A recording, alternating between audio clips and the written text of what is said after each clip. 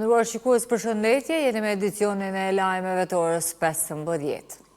Në kohën kur kanë mbetur më pak se 10 ditë për zgjedhjen e presidentit të Kosovës, sipas afateve kushtetuese, kryeministri Albin Kurti ka nisur takimet me përfaqësues të partive opozitare për koordinim parlamentar.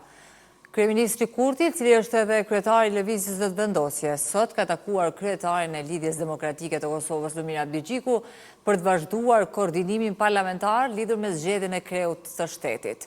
Ndërkaq Kurti dje është takuar edhe me kryetarin e Partisë Demokratike të Kosovës dhe deputetin e Kuvendit, Bedri Hamza.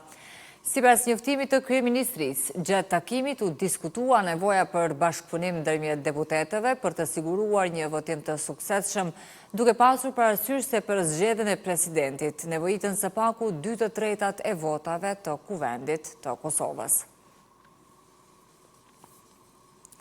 Ambasadori i Britanisë së Madhe në Kosovë, Jonathan Hargreaves, është takuar sot me kryetarin e Kuvendit Albulina Haxhiun. Nëpërmjet një postimi në rrjetin social Facebook, ambasadori britanik ka bërë të ditur se ka uruar Haxhiun për zgjedhjen e saj.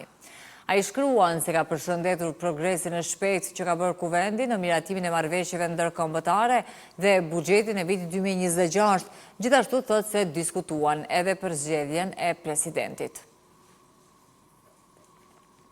Ndërkohë, presidenti Vjosa Osmani ka publikuar disa fragmente nga intervistat e saj për mediat ndërkombëtare. Osmani ka teksuar se në secilën paraqitje, synimi kryesor ka qenë mbrojtja e interesave të Kosovës dhe forcimi i zërit të qytetarëve.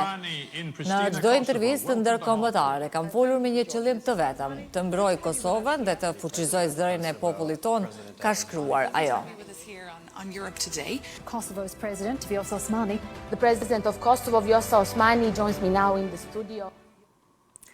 Ministri i Punëve të Jashtme Glauko Njufca ka takuar përfaqësuesin special të Bashkimit Evropian për dialogun Kosovë-Serbi, Petër Sorensen. Në njoftimin e ministrisë thuhet se gjatë takimit Konjufca informoi Sorensen se procesi i dialogut tashmë do të jetë nën udhëheqjen e Ministrisë së Punëve të Jashtme. Në takim u diskutua momentumi aktual në të cilin ndodhet dialogu, si dhe u shkëmbyen pikpamje mbi qasjen dhe parimet e nevojshme për të siguruar një proces më efektiv dhe të qëndrueshëm. Konjufca theksoi se Kosova mbetet e përkushtuar që dialogun ta shohë si një mundësi për përmirësimin e marrëdhënieve fuqinjësore me Serbinë, si dy shtete sovrane në rrugën drejt integrimit evropian.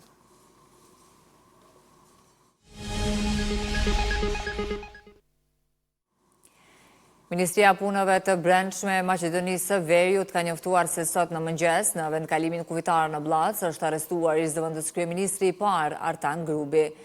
Grubi është i përfshirë në një hetim që lidhet me dyshime për keqpërdorim të pozitës zyrtare. Për të marrë më shumë informacione lidhur me këtë ngjarje në një lidhje të drejtë nga Shkupi, e kemi edhe në këtë edicion të lajmeve korrespondentin ton Besnik Iseni.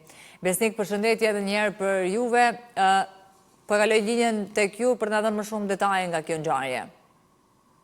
Përshëndetje. Ish kryeministri i Maqedonisë së Veriut Artan Grubi në këtë çast ndodhet në Prokurorin Publike të Maqedonisë së Veriut, ku po intervistohet nga prokurorët.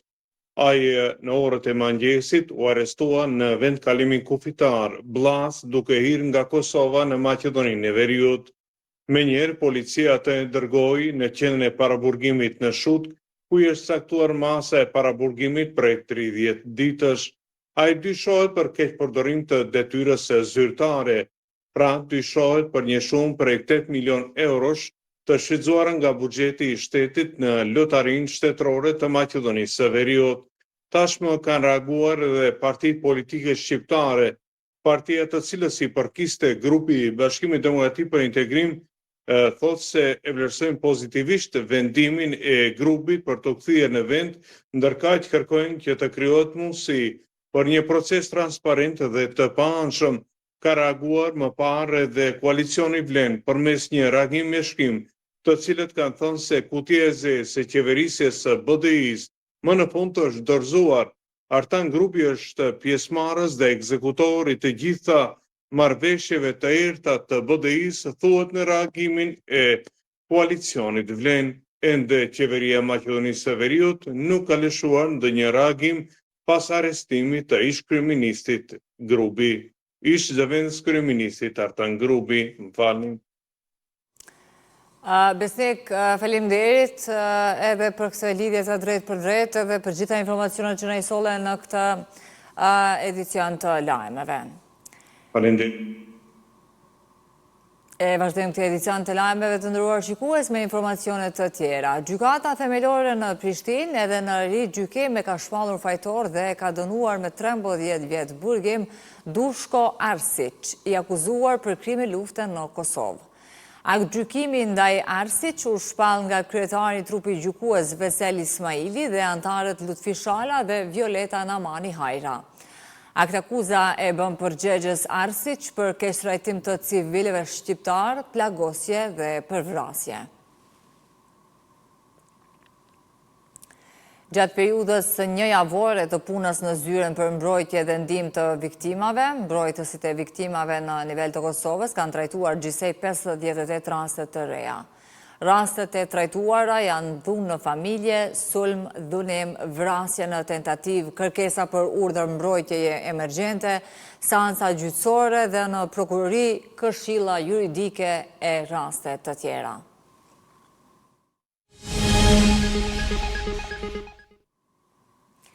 Drita në konkurencën e meshkujve ka triumfuar ngushtë ndaj klubit të Pejes. Ndërkohë në konkurencën e femrave, Drita ka vazhduar formën e mirë duke mposhtur Fair Volley.